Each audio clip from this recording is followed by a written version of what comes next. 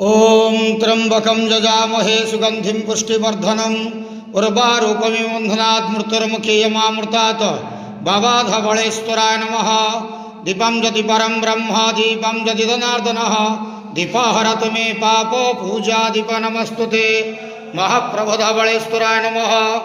संसार सुखी रखंतु। आज पवित्र शुभ शनिवार रे समस्त श्रद्धालु भक्त मानक आश्रीपद करंतु। समस्त श्रद्धालु भक्त मानकर मनस्कामना पूर्ण करंतु।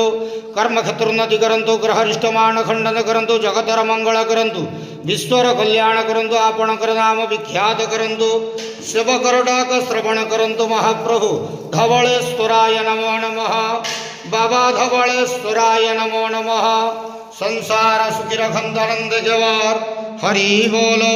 आज शुभ शनिवार रे समस्त श्रद्धालु भक्त मान आश्रीपद करंतु आनंद जवार हरि।